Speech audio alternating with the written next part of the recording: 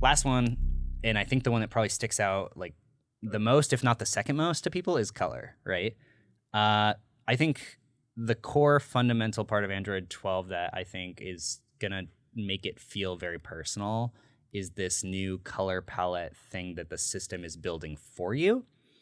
And if you think about it, your wallpaper is like the first thing that you do to personalize your phone and the most personal thing that you do to personalize your phone, right? Almost every single person has a different wallpaper. Change your wallpaper, change your life. That's exactly. I saw your tweet the other day. Exactly. If you think about it, like we were just talking before about minimalism on desktops and stuff, and that's probably because all of us really enjoy the wallpaper that we're posting on that and want less clutter taking over that wallpaper. Yeah.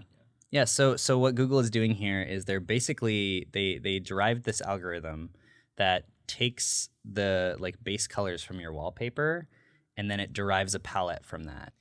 Yeah, so it's like we're looking at your wallpaper, finding what the color palette is of that wallpaper, and then making your system theme that color palette. Yeah. Super cool. Yeah. Would love to see it work on different images and wallpapers. Like I want to take a picture of the studio and see what it decides the color palette is. Super interesting to me. So I like this. Something really cool about it too is they were messing with this, right? They wanted to make this universal algorithm that could work for any photo. And at first they were like, okay, when we're developing this algorithm that creates this palette, like how do we decide like what colors are based on the palette? Like, okay, you can take like a color that's almost exactly the same as the primary color in the wallpaper. You can take a complementary color because it pops against it. And they're still doing that, but they don't want to just have like two colors for the theme, right? And by the way, this color palette gets applied to your entire system theme, which is awesome. And you can change it. You can change it manually, but it's like an automatic thing. So your quick settings will change color. Yeah. Like that clock on the front will change color. So the cool thing is that they're taking like a complementary color, like something like orange if you have a blue wallpaper, and that will be sort of an accent. But the way that they're creating like the main color palette is they're using luminosity. So instead of changing hues, because hues, if you were to like, that's physically shifting the color, right? That doesn't always work universally across like every single image. But changing the luminosity of a color, just making something brighter or something darker, automatically adds contrast. So that's something that ended up working for them. And they were stretching this like forever. They finally came across this luminosity thing. If you look at this animation of like showing the clock on the front of the display, and you think like, how do they always make sure that the clock looks good on this photo? Yeah, it's got contrast. Because it takes the primary color and then it adds a little bit of luminosity. Okay. So if you add brightness or darkness to a color, it adds a contrast naturally, which is really cool. Yeah, so it matches, but you can still read it without it getting lost in exactly. Yeah, it's really smart. And it just like applies it to the system theme. And I think this idea of like making your device feel more personal to you, color is such a good way to do that because your wallpaper is like the first and most important personal touch that you can add. Yeah. Can I ask a personal question? Sure. What?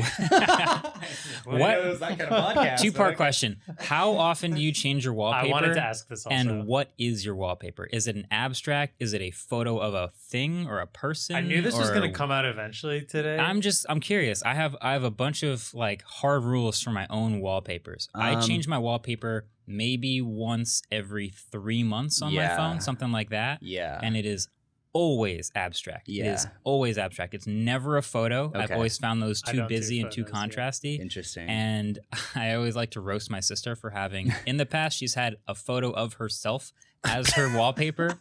And I like roasting her for that because I think you should just not do that.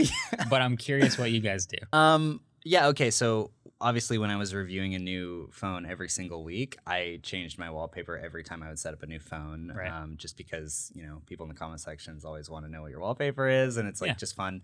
I tend to use like photos that I find on Reddit, the film photography subreddit, and then also photos that some of my friends take that are great photographers. So photos. So like right now I am using this photo from my friend Brian, who just took this.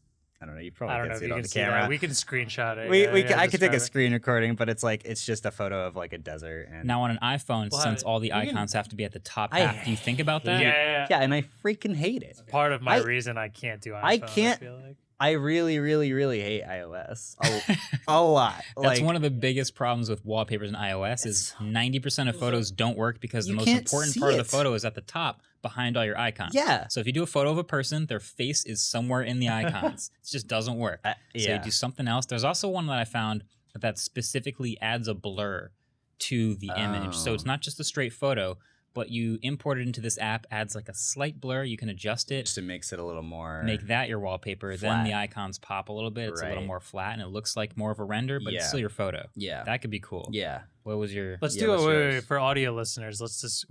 We'll have one other person describe the other person's. That's I'll fun. describe David's here. Okay, real quick. sure. I'm going to go lock screen first because that's the cleanest on iPhone. Oh, yeah. All right, so desert foreground with a lot of really cool lines coming towards you at the camera, and then in the background some mountains, and you have a skyline and a moon. The moon, like really cool moon. The moon is important to me because you can in between the icons, it fits in between the icons, so you can still see it.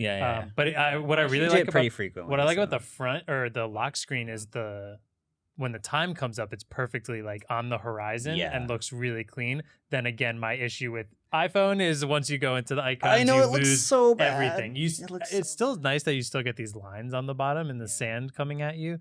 But yeah, then it goes to ruins the whole on photo. top, Okay, and all those notifications too. All right, I will describe Marques's. I've used this one for a while. Which Mac OS wallpaper is this?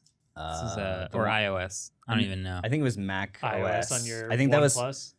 That was Mac OS right before the current one. Yeah, I think it's a Big Sur wallpaper. Yeah. Great wallpaper to me because it separates my highs and lows. It's abstract, so it's not too crazy. Yeah. Here's my lock screen. Got my time up there in the blue. Easy. Got the red, which matches the red. Yeah.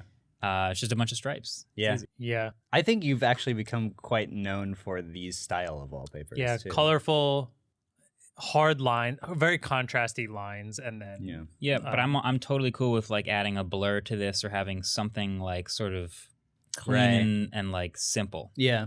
Because as soon as I start going like a photo, there'll be like a tree in it that's like too busy, and then the icon over the tree doesn't quite overlap the tree the right way, and then it's just all off. And Can I I can't say do it. that Google search bar drives me insane? It does a little bit. I've got the tiny can't Google search stand bar. it. I want to search by hitting the G, which doesn't bring up the search thing, so I would have to have a bigger search bar. I need it to actually across. hit the search thing to open the keyboard straight away, so that does annoy me sometimes, but I do like keeping it. Yeah, not a fan of that. Okay, I'm going to describe Andrew's wallpaper, and I think this is hilarious because I use this as my Windows 10 desktop wallpaper. Is that a Firewatch wallpaper? 4 years. Is it? It's like Firewatch style. I don't know if it's Firewatch specifically... style. This one and the one that has the deer in it are like... Yeah, that might actually be the one with the deer. It's just because it might be, but it's closer, cut off. Because I think my desktop at home has the same. So you know what's funny about this? This is almost a combination between like the extreme cleanness and colorfulness of Marques's, and then a little bit more detail that like is in mine.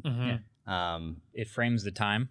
It frames the time very well. Yeah, the time could be like the moon. Does it bother you that you can't get rid of the Google widget at the very top?